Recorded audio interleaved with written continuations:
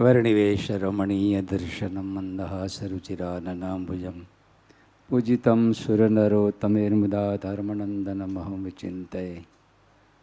સર્વ અવતારી ઈષ્ટદેવ ભગવાન સ્વામિનારાયણ દિવ્ય મંદિરમાં જેની પ્રતિષ્ઠા થઈ ત્રંબકેશ્વર મહાદેવ વ્યાસાસને વિરાજમાન થઈને આ ભક્તોને ખૂબ હૈયાના ઉલ્લાસથી કથામૃતનું પાન કરાવનારા શાસ્ત્રી સ્વામી શ્રી મંગલ સ્વરૂપદાસજી સ્વામી અક્ષરધામમાં વિરાજમાન થઈને આપણા ઉપર અખંડ અમી દૃષ્ટિ વરસાવતા શાસ્ત્રીજી મહારાજ રાજકોટ મુકામે વિરાજમાન થઈને આ સમસ્ત પરિવારને અધ્યાત્મ માર્ગ સાથે આશીર્વાદ આપતા ગુરુવર્ય દેવકૃષ્ણદાસજી સ્વામી, જેના રોમ રોમમાં ભારતીય સંસ્કૃતિ છે, એનું મિશન છે હર ઘર ગાય, હર ઘર ગાય અને હર ખેત મેં પ્રાકૃતિક ખેતી કૃષિ, અને સાથે સાથે દરેક ગામમાં એક સરસ મજાના વૃક્ષનું વન ઊભું થાય અને દરેક ગામમાં એક સરસ સરોવર તૈયાર થાય અને દરેક માનવ માત્ર વ્યસન મુક્ત બની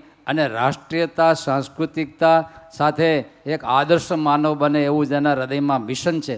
હું તો એમ કહીશ, સ્વર્ગમાંથી દેવતાને અહીં મોકલા માટે નાનપણમાં દેવ વ્રત નામ પાડ્યું છે, પણ દેવ તરીકે મોકલ્યા પણ એક વ્રતને ટેક લીધી છે કે મારા સારા એ રાષ્ટ્રને એક દિવસ સારા ભારતની કૃષિ કહેતા ખેતીને મારે પ્રાકૃતિક ખેતી સાથે ડેવલપ કરવી છે અને ગાયોનો વંશ પણ ઘેર ઘેર ગાય પહોંચાડવાનું જેને વ્રત છે એવા આચાર્ય દેવવ્રતજી, જે આપણા ગુજરાત રાજ્ય અને મહારાષ્ટ્રના ગવર્નર છે, સાથે આપણા વચ્ચે વિરાજમાન ભાગવત ધર્મને આત્મસાત કરનાર ત્યાગ વૈરાગ મૂર્તિ અને સમસ્ત ગુરુકુળનું સંચાલન કરી રહેલા મહંત સ્વામીજી, સર્વે પરમહંસો, ઉપસ્થિત સર્વે મહાનુભાવો અને સમસ્ત બાબરિયાવાડના લગભગ 50-60 ગામના આવેલા સર્વે ભાવિક ભક્તજનો, જય સ્વામિનારાયણ.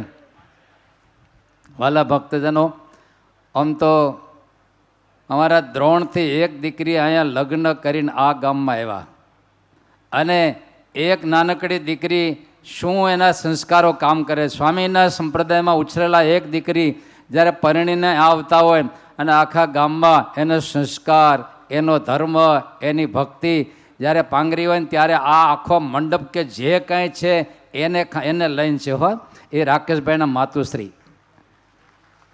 સ્વામીના સંપ્રદાયમાં ઘણા કહેતા હોય કે મહિલાઓનો તિરસ્કાર નથી, જેટલી પુરુષો માટે અલગ મંદિરો, શાસ્ત્રો, આચાર્યશ્રીઓ તમામ વ્યવસ્થા મહિલાઓ માટે છે અને એમાં જ્યારે એક દીકરી ઉછરે અને આવતે હોય તેનું પરિણામ તમે નેત્રાગર જોઈ રહ્યા છો.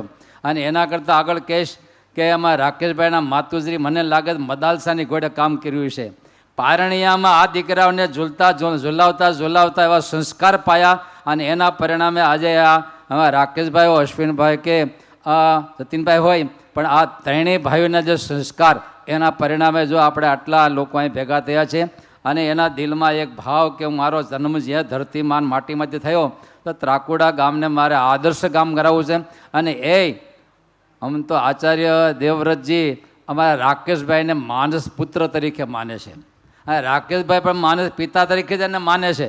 પહેલો સંબંધ બહેનો થયો નીલકંઠ ધામમાં, તે દિવસથી આચાર્યશ્રીની દૃષ્ટિ રાકેશભાઈ ઉપર પડી, રાકેશભાઈની દૃષ્ટિ એના ચરણોમાં પડી અને તે દિવસથી આચાર્યશ્રીની અનુજ્ઞા, એની મરજી પ્રમાણે કાર્ય કરતા હોય ત્યારે આચાર્યશ્રીનું માને જોયું કે દરેક ગામ આદર્શ ગામ બને.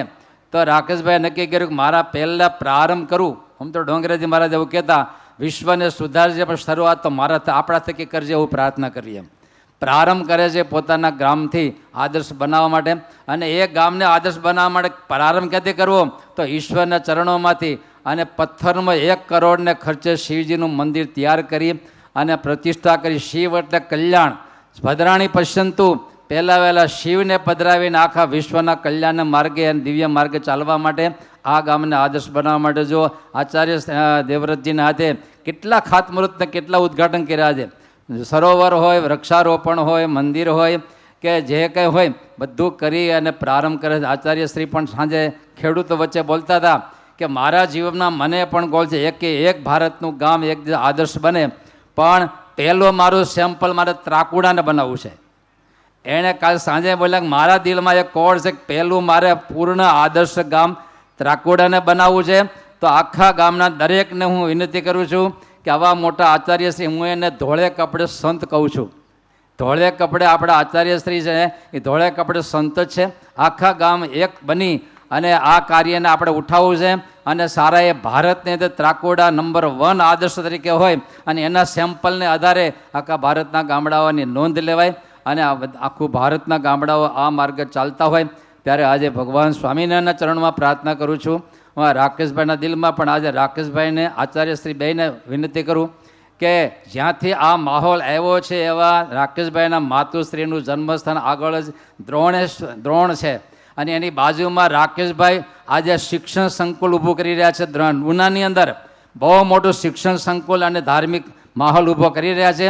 તો હમણાં એને ઉનામાં ઉદ્ઘાટન છે ત્યારે અહીંયા જેમ આદર્શ ગામ બનાવવાનું છે એમ દ્રોણને પણ આદર્શ બનાવવા માટે આચાર્યશ્રી આવે અને રાકેશભાઈના માતુશ્રીનો જે જન્મ છે તો એના પિતાશ્રીનું ગામ અને માતાશ્રીનું ગામ દ્રોણ, આ બે પહેલાં આદર્શ બને એવી આચાર્યશ્રી રાકેશભાઈને હું વિનંતી કરું છું. જય સ્વામિનારાયણ.